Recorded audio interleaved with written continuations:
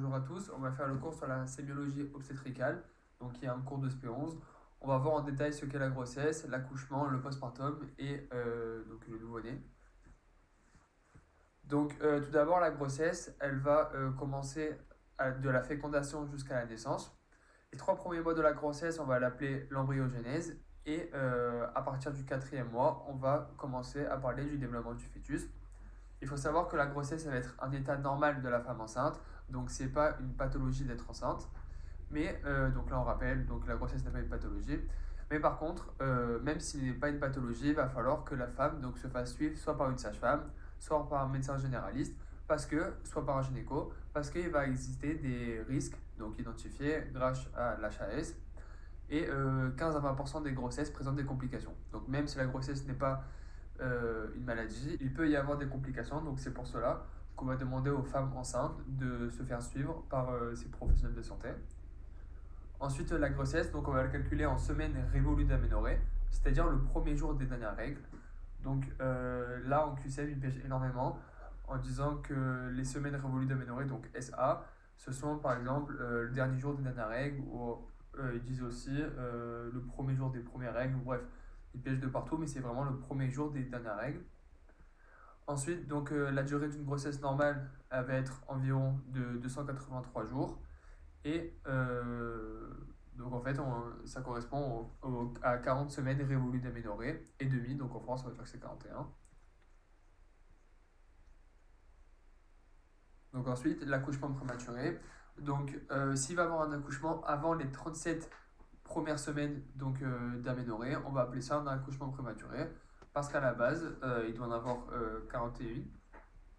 Et le seuil de viabilité défini par l'OMS est un âge gestationnel de 22 semaines d'aménorrhée et un poids supérieur à 500 grammes.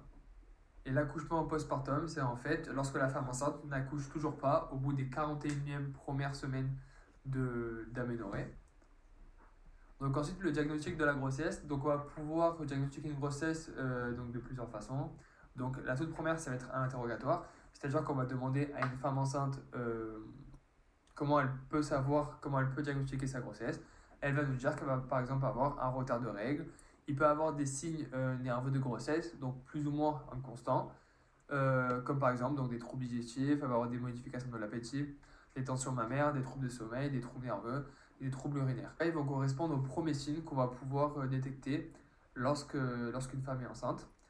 Ensuite, donc à l'examen clinique, c'est-à-dire que lorsque la femme va aller voir un médecin par exemple, on va avoir une augmentation du volume de l'utérus.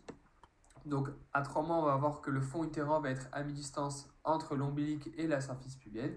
Et à 4 mois, donc il va monter, le fond utérin va être au niveau de l'ombilic. Ensuite, donc l'utérus va changer de forme. Normalement, il est périforme, donc en dehors de la grossesse, mais là, il va être globuleux. Donc il va prendre de plus en plus de place justement pour pouvoir accueillir le fœtus. Ensuite, on va avoir un changement de consistance, donc on va avoir un ramollissement de l'isthme, donc au niveau de l'utérus toujours, et un changement de position, donc l'accentuation de l'anteflexion, c'est-à-dire qu'en fait, ces deux EIAS vont regarder vers le bas, donc son bassin, en fait, il va basculer vers l'avant. Mais en fait, donc tous ces signes diagnostiques, ils vont nécessiter d'apporter la preuve de l'existence de la grossesse par des examens paracliniques. Donc là, les examens paracliniques, ça va être notamment des échos. On va le voir juste ici. Donc comme on l'a vu avec les vidéos où on parlait donc des semaines de développement de l'embryon en UE9, l'hormone l'HCG va permettre donc de diagnostiquer la grossesse. On va pouvoir faire grâce à cette hormone donc, un test urinaire donc après 1 à 8 jours après le retard des règles qui va nous permettre d'avoir donc un résultat qualitatif et un test plasmatique qui va nous permettre d'avoir un résultat qualitatif et quantitatif. Ensuite, on va avoir aussi l'échographie qui va être un autre diagnostic paraclinique. Donc, grâce à l'échographie, on va pouvoir visualiser donc, un sac gestionnel à la 5e semaine d'aménorrhée.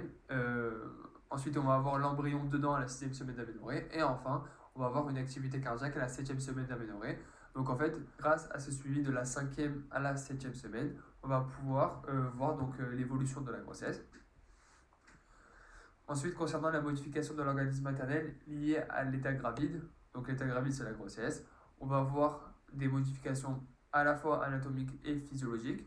Donc à l'origine des signes cliniques observés pendant la grossesse, donc il va avoir des modifications au niveau de l'appareil génital et des seins, et des modifications au niveau des systèmes et d'appareils de l'organisme. Donc ça on le verra plus tard. Par contre, ce qui est super important, c'est qu'il va avoir aussi des modifications hormonales.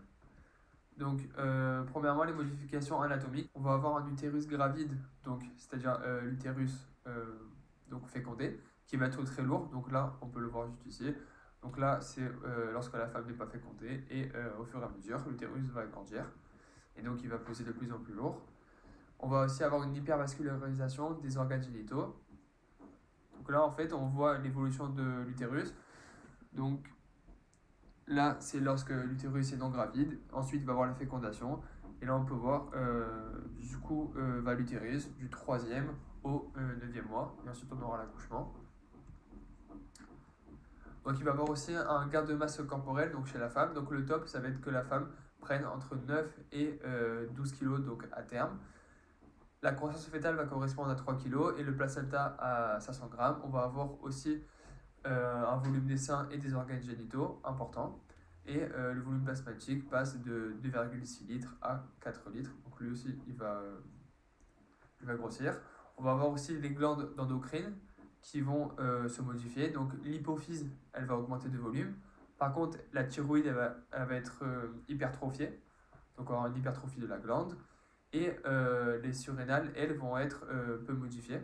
Donc ça tombe beaucoup en QCM aussi. Ils piègent souvent sur le 3. Donc ensuite, au niveau cardiovasculaire, on va avoir une hypertrophie du ventricule gauche, donc due à l'augmentation du débit cardiaque. On va avoir aussi des œdèmes des membres inférieurs, donc avec des varices et des hémorroïdes fréquents chez la femme enceinte.